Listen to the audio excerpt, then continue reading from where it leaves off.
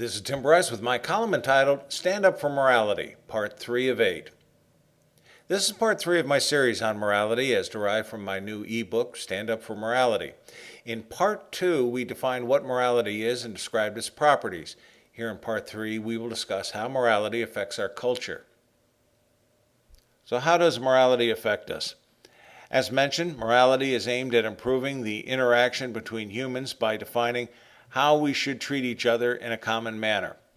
One must remember our actions are based on our perceptions and sense of morality. This means there are two variables, perceptions and morality. Our perception of reality influences our actions. For example, we dress according to how we believe the weather will be. If we believe it will be cold, we will wear a warm coat. But if our perception is wrong, that the weather is actually quite hot and humid, wearing a warm coat would be considered a foolish decision. A false perception of reality can be caused by such things as attention deficit disorder or by our own sense of self-worth, our ego. Having worked in the computer field for a number of years, I can tell you authoritatively, if the input is wrong, everything else that follows will be wrong. Even if a computer's processing logic is correct, the resulting output will be wrong. The human being is no different. Even if we have competent mental facilities, if we do not perceive a situation correctly, we will act incorrectly. Assuming our perceptions are correct, though, the mind then determines the morality of the situation and devises a decision or course of action, be it moral or immoral. What happens, though, when you find yourself in uncharted waters where no laws, rules, and regulations have been written or are applicable for a specific situation? You must rely on your moral compass, your sense of natural law. Morality may also be linked to some local customs which date back in time. For example, the interpretation of crime and punishment varies around the world, particularly in the area of capital punishment. Some cultures accept the death penalties, others do not. The forms of execution may vary as well.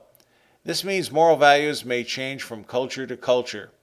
Incompatibility is one of the reasons that cultures cannot exist in the same place at the same time. Each needs its own space. This is not to say they can never interact. In fact, they do, particularly in geographical buffers located between cultures who may use elements of both.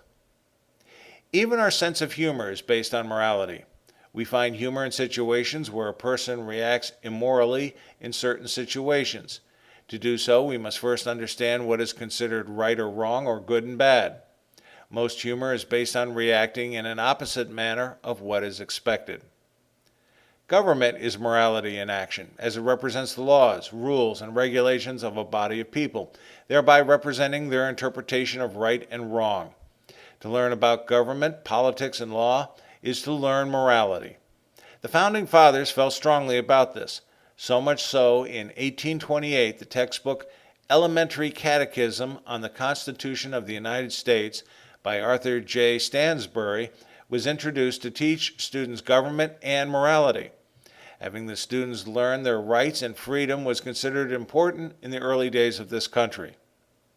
All political problems are based on morality.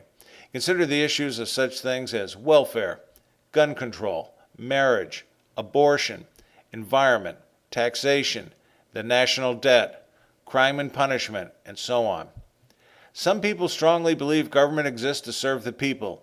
Others believe just the opposite, that the citizens are subservient.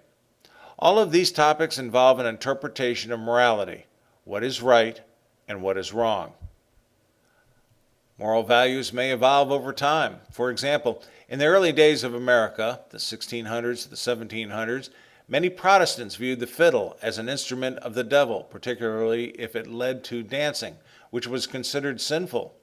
Such attitudes have, of course, disappeared over the years.